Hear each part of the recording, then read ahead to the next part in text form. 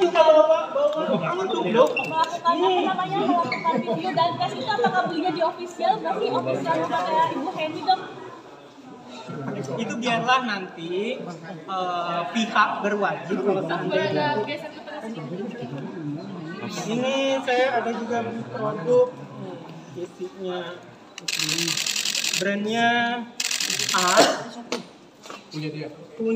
diduga punya beliau. Official belinya. Official atau reseller? Di reseller resmi ya. Resellernya resmi ya dok? Iya dong. Tapi ini kan saya bilang saya bertanya ya di sini ya, saya bertanya ya. Nih kalian lihat unboxing dari awal ya, ya. Unboxing dari awal. Guntingnya dok. Facial wash berbepom, serum berbepom, krim malam polosan. Tidak ada saya manipulasi, kalian lihat saya unboxing di depan kalian polosan. Saya bertanya ya, saya tidak menjudge ya di sini saya bertanya. Oke, saya bertanya. Brand satu lagi.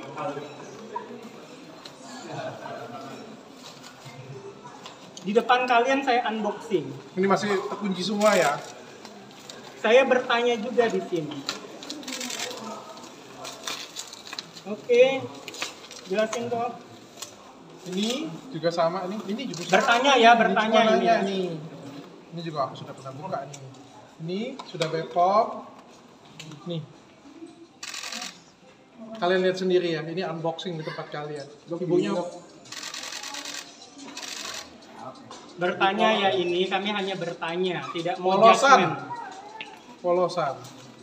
Aduh, kok sebenarnya kita pengen ketemu ya, pengen ketemu langsung. Bertanya tadi langsung di depan beliau. Tadi kata beliau bilang masih dokter-dokter masih pesan bareng di. Oke, nah itu. Pertanyaan bagus. Itu yang aku ngomong, sebenarnya itu adalah pengarahan opini yang dari tadi ya. Kita ini kan ngebongkar, kalau kita ngebongkar sesuatu, itu pasti ada perlawanan, entah apapun itu.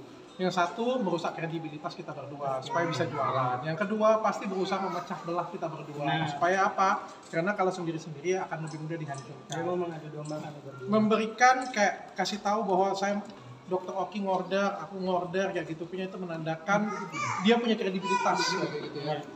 Secara pabrik dia memang punya izin, dia boleh produksi dan aku juga sebenarnya memang aku produksi di sana. Ya dulu beberapa tahun yang lalu karena salah satu sahabatan saya juga produksi di situ, aku juga produksi di sana. Karena pabrikku juga waktu itu belum ada dan kita punya keterbatasan untuk produksi. Ya, aku tahu bahwa ada beberapa pabrik itu jualan etiket biru abal-abal dan sebenarnya bukan cuma dia, ada banyak pabrik, bukan cuma dia. Salah satunya adalah dia sebenarnya. Tapi aku ada produksi di tempat dia itu produksinya Bepom dan sudah aman, sudah kita masukin ke lab semuanya sama-sama. Dan kemarin pada waktu Dr. Oki sudah mengadu, ya aku terkejut dong. Bahwa wah ternyata lebih besar daripada itu, lebih serem daripada itu.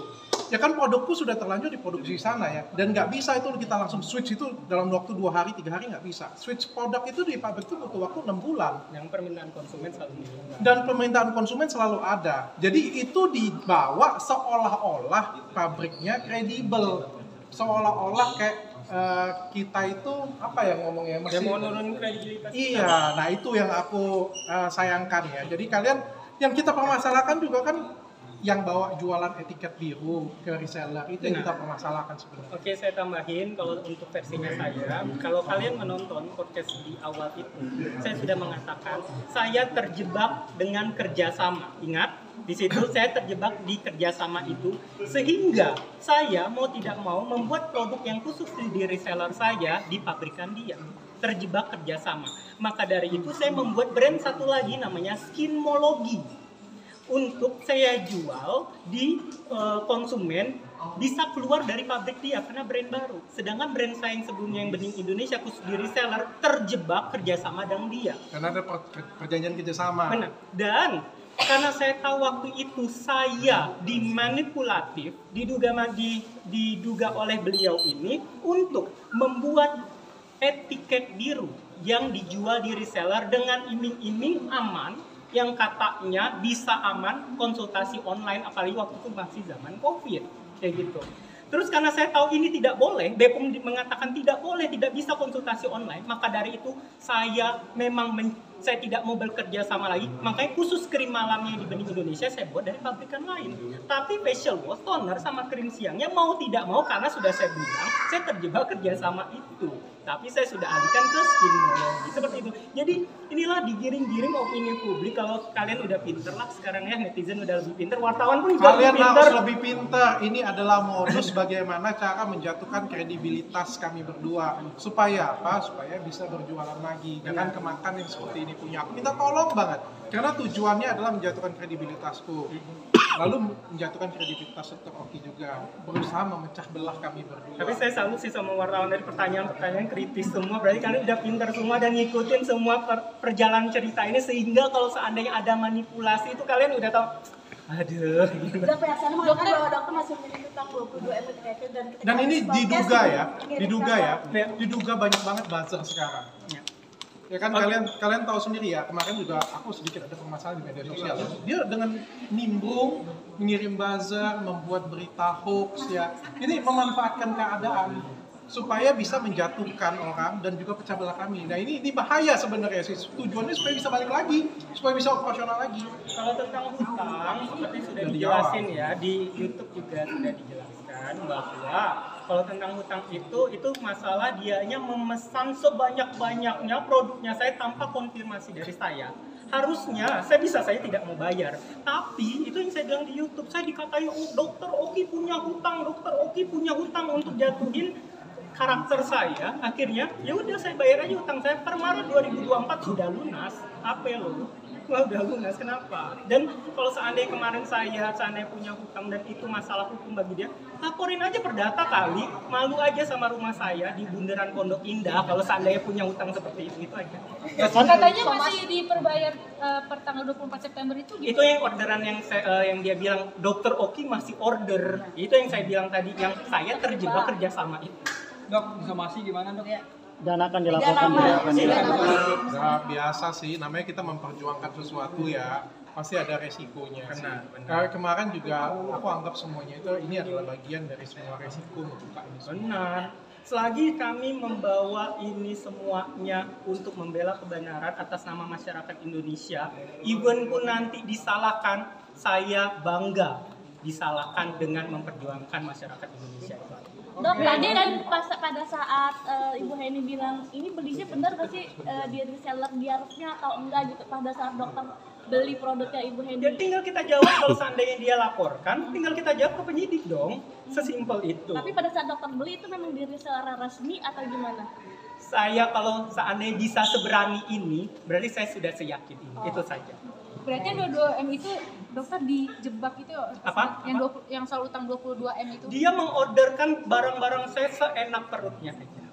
Pas pengakuannya kalau masih dari dokter. Sesimpel ini aja, kalau punya hutang kenapa nggak laporin saya kalau nggak bayar hutang?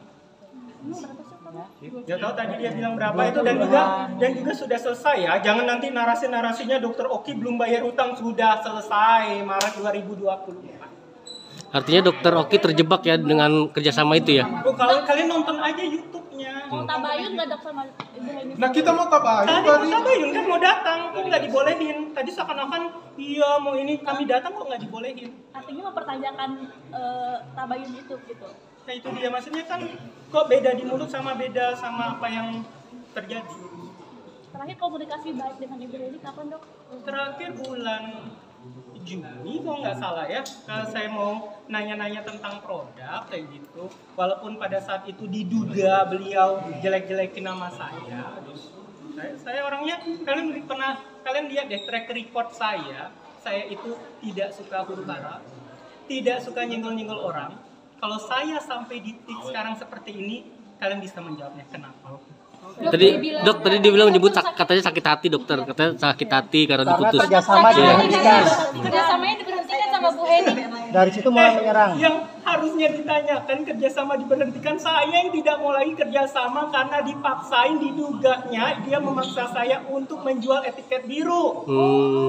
Itu ada buktinya, tanya ke Bepom aja ya, tanya ke Bepom ya soal itu ya. Seharusnya saya yang bilang seperti itu. Berarti yang manipulatif siapa? Kalian kalau mau orang yang netral tanyanya ke Bepom. Terakhir mungkin untuk masyarakat luas semuanya ya, ini jangan mudah dipecah belah, jangan mau dipecah belah semuanya. Karena tujuan kita satu, nggak mungkin mafia itu kasih, oh ya terima kasih atas masukannya, memang benar saya mafia, memang benar kami buka etiket biru, memang benar saya salah, nggak mungkin, pasti ada perlawanan di sini ya, pasti ada, entah dalam bentuk apapun perlawanan itu. Makanya kita harus kompak. Aku dengan Dr. Oki di sini kita kompak sampai ujung sampai akhir. Saya harap masyarakat Indonesia juga bantuin kita semuanya. Terima kasih. Ini gimana reaksinya nggak bisa ketemu? Reaksinya gimana nggak bisa ketemu langsung? Dari saya, untuk kami tahu yang kami lawan ini adalah puncak mata rantai. Maka dari itu kami memilih kata-kata sekali untuk menyampaikan apapun itu. Pertama, di semua konten-kontennya kami, apakah kami menyebutkan nama beliau? Berarti merasa. Kalau merasa ya kalian bisa jawab sendiri, itu pertama. Kedua, kalau bukan beliau merasa diduga mafia skincare, harusnya beliau tenang-tenang saja dan mempertanyakan ke BPOM. Kok kan BPOM yang sudah merilis tentang diduga mafia skincare itu, bener kan BPOM kan? Kok dia marahnya ke kami? Harusnya dia mempertanyakan ke BPOM-nya itu. Berikutnya lagi, kalau seandainya tidak terjadi kenapa-napa, saya bertanya lagi, kenapa ada beberapa produk banyak sekali yang dicabut nomor BPOM-nya atau dibekukan. Kenapa? Kalau nggak ada apa-apa nggak mungkin. Iya, kenapa dibekukan? Ini kami bertanya ya di sini, kayak gitu. Kalian udah lebih pinter kan? Gitu. Berikutnya lagi, ini menurut berita, bukan saya ya. Ini menurut berita. Kalian cek di berita Google, beliau diduga tersangka dengan kasus serupa. Berarti dan kalian coba hubungkan dengan pernyataan BPOM sudah melakukan kesalahan ini berulang dan tersistematis. Oke? Jadi kalian udah lebih pinter, kalian bisa mengecek semuanya. Itu saja. Kami berbicara dengan data dan kami di sini bertanya dan kami dengan lantang sampai detik ini kami tidak pernah menyebutkan nama dia tentang itu semua. Kalau dia merasa, masa salah kami? Itu aja. Reaksinya nggak ketemu. Reaksinya seperti apa? Hari ini kan nggak ketemu. Dia sampai Bu Heni sampai nangis-nangis katanya kecewa sama dokter. Kami juga nangis.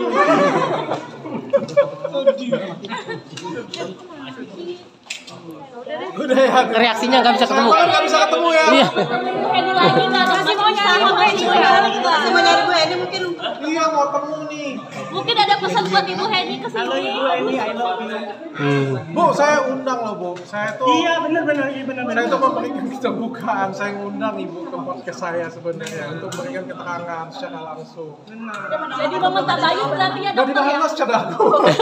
Ini jadi Mama Tabayun sendiri kalau saat dokter Richard mengundang Ibu Heni untuk Iya ya, aku kan tabayun ya. Aku sih pengen tabayun ya, pengen tanyain langsung lah, pengen konfirmasi secara langsung. Ajak aku ya. Sebenarnya ya, aku sudah janji dengan dia juga. Sebenarnya kalau nggak ada salah ya, nggak jadi masalah ya, konfirmasi aja di sana sih.